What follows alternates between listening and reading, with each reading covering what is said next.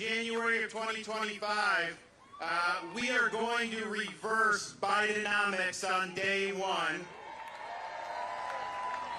We're going to take all of his executive orders, all of his regulations, we're going to grab them and we're going to throw them in the trash can where they belong. We are also going to hold accountable the people that have helped put us in this mess. Those are people in Congress, Federal Reserve, throughout the federal government. They borrowed and printed and spent trillions and trillions of dollars starting in March of 2020 with COVID. Their policies hurt this country. Their policies devalued our currency. It's made things more expensive. And we are not going to let a bunch of rich men north of Richmond spend us into oblivion any longer. We're going to hold them accountable. And we're going to stand up for the people of this country. I'm sick of seeing 5 of the 8 wealthiest counties in the United States are suburbs of Washington, D.C. They spend, they borrow, you pay, and they benefit, and that is wrong, and that ends on January 20th, 2025. And it's not just Democrats. Republicans have spent and done it too. We're going to go after the lot of them. We're going to go after both of them.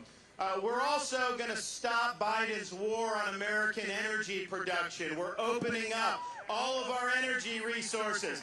I want your gas prices to go down. I want people to save money, businesses. I want more jobs. And I want more national security that comes with being energy independent. So we will get that done on day one. You know, there's a lot of stuff that people have talked about for a long time. You know, there's a lot of stuff people used to talk about in Florida before I came along and did it.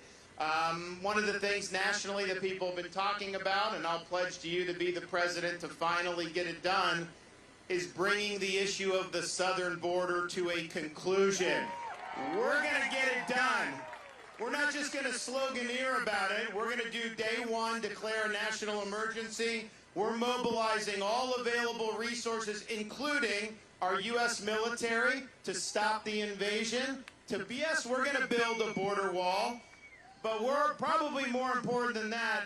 I'm going to be the first president that's willing to lean in against the Mexican drug cartels.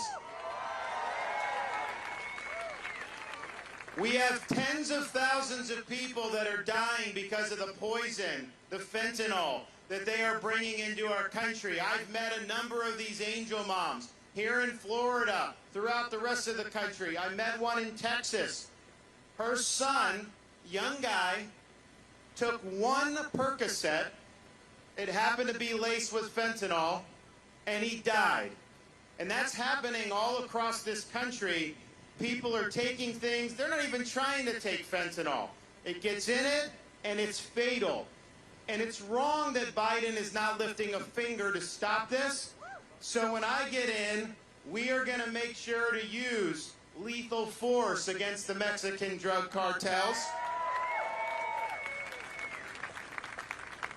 When they try, if they try, to bring the fentanyl across the southern border when I am president, we are going to shoot them stone cold dead.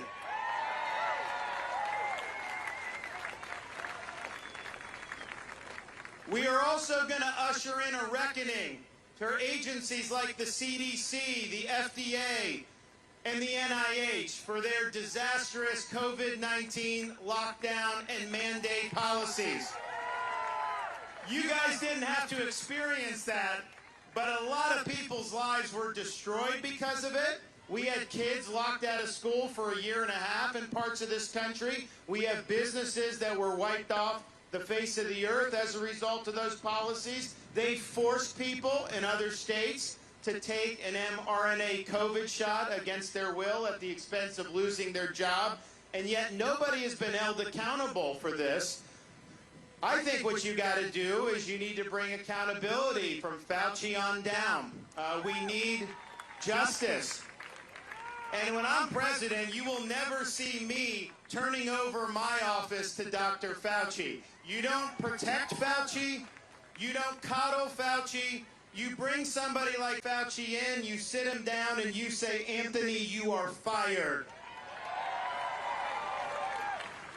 So we're going to bring a reckoning to all these agencies because we can never let this happen to our country ever again.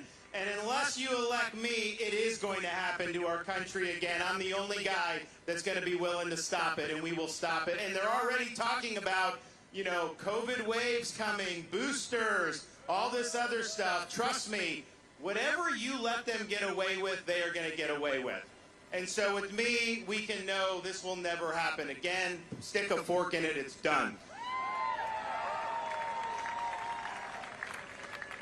You know, one of the reasons why we've been leading in net in-migration, well, there's a lot of reasons. I mean, no income tax.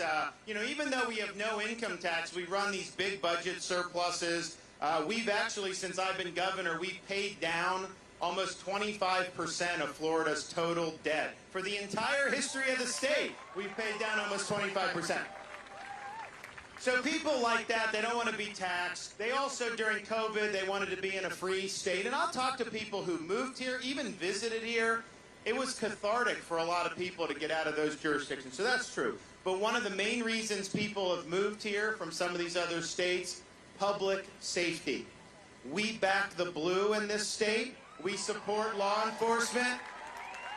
We don't let the inmates run the asylum. We hold criminals accountable for their misconduct. And when we've had, because you look around the country, they have some of these prosecutors in San Francisco, Chicago, Philadelphia, LA. They get elected and they say they're not going to enforce laws they disagree with. So they think it's wrong to go after somebody who mugs you on the street or even breaks into your house. And so what ends up happening is the criminals start to rule the roost and people aren't safe anymore and they start fleeing the cities. Well, we've had 2 of those types of prosecutors in Florida say they were not going to enforce laws that they don't like. I removed both of them from their posts. So we are not going to let these prosecutors get away with this in our country. You can't be a successful country if every urban area is a total hellhole.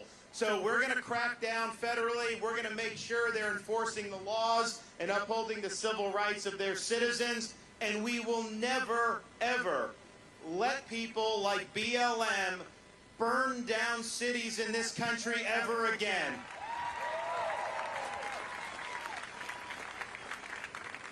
You know, another reason people have wanted to come here is because they like the fact that we don't indulge in a lot of the nonsense that you see out there in society. You know, we know in Florida, men can't get pregnant, and it's just that simple. We're not going to pretend otherwise. We're not going to teach our kids to memorize 37 different pronouns in school. It's just not happening. And, you know, some people say, oh, you know, don't worry about woke. You don't got to fight the woke. Look, it's important to have society based in truth and based in fact.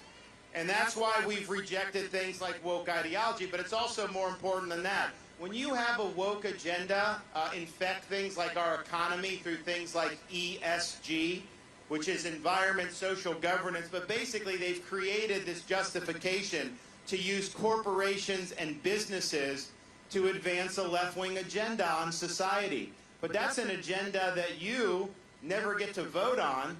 They're just colluding and imposing it. So when that happens, the average person ends up poorer as a result. It will affect your lives. We've kneecapped it in the state of Florida, so it ain't happening here, but it is happening around the country, and we're going to put a stop to that. When woke agenda infects schools, you end up getting indoctrination of the students, and they end up dumber as a result of that. We don't allow the indoctrination in Florida. We fought back. We're going to make sure that's true the rest of the country. And when you do let woke overtake things like criminal justice, that's why you have some of these policies in places like Philly that let the inmates run the roost and average people end up less safe as a result.